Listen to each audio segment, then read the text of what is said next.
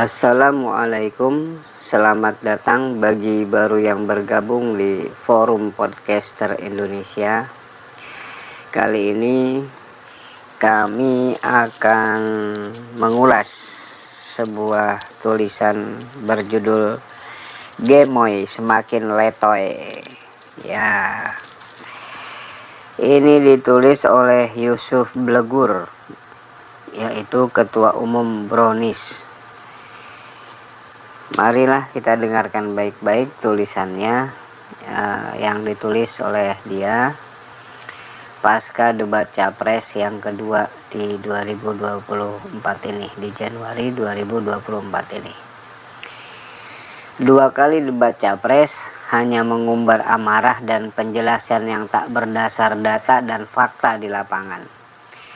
Terperosok kubangan sejarah hitam, ia sedang mempermalukan dirinya sendiri sembari mengumumkan ke publik bahwa kegagalan dan mungkin penyimpangan kewenangan telah menjadi kesehariannya. Debat capres kedua seperti menampilkan seorang pemimpin yang syarat kecerdasan sedang berhadapan dengan orang yang identik dengan kemarahan. Ditonton ratusan juta rakyat. Untuk kali kedua ada capres yang begitu emosional, merasa dipermalukan di hadapan publik. Sikap temperamen ditunjukkan sebagai kontemplasi dari ketidakmampuan berdebat.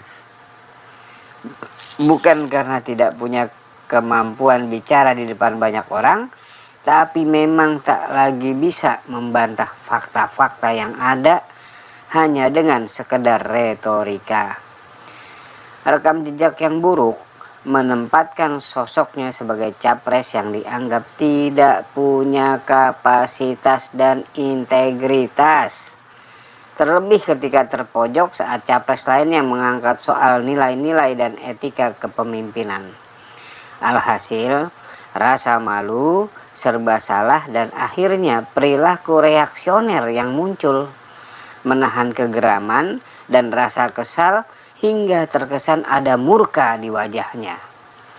Seketika branding Gemoy yang susah payah dibangun dan dipaksakan akhirnya runtuh dalam panggung debat capres. Tak ada lagi joget-joget, tak ada lagi pasang kuda-kuda, dan tak ada lagi ajakan sorak-sorai yang provokatif. Boleh jadi sudah kehilangan semangat dan perlahan mulai muncul sikap optimis yang kian tipis. Capres itu justru malah terlihat semakin tak terkendali, hanya emosi dan sekali lagi emosi dalam jiwanya. Kasihan, capres yang lanjut usia dan kesehatannya semakin terus menurun. Keadaan mental dan fisiknya tak lagi mampu mengikuti ritme dinamika Pilpres 2024. Konstelasi dan konfigurasi politik yang begitu tinggi dalam kontestasi capres sungguh sangat menyiksa pikiran dan jiwa capres langganan gagal itu. Tekanan dan ambisi saling menyalip seiring syahwat kekuasaan. Namun sayang, yang terjadi justru figurnya semakin hancur saat usia menjelang uzur. Gemoy tak lagi ceria, Gemoy tak lagi gembira, dan bahkan Gemoy tak tahu harus berbuat apa lagi. Tua dan renta yang didesain menggunakan tagline milenial kini telah berhadapan dengan situasi yang aral.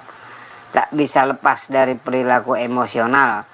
Performanya di debat capres terlanjur didapuk khalayak seperti seorang pembual dan pandai memainkan peran antagonis dalam sebuah panggung politik teatrikal.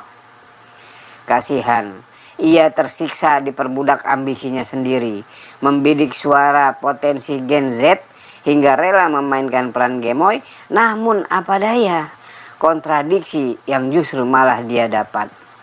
Si Gemoy energinya terkuras habis oleh cengkraman kejahatan HAM dan kejahatan lingkungan melalui proyek tanam singkong panen jagung. Lebih miris lagi, langganan capres ini terus diterjang pelbagai proyek pembelian barang bekas, kepemilikan ratusan ribu hektar tanah, serta pengkhianatan terhadap pengorbanan rakyat karena tak tahan menjadi oposisi, seperti pernah diungkap capres lainnya. Gemoy kini hanya bisa pasrah, hanya bisa berharap beruntung mendapat kompensasi kegagalan capresnya.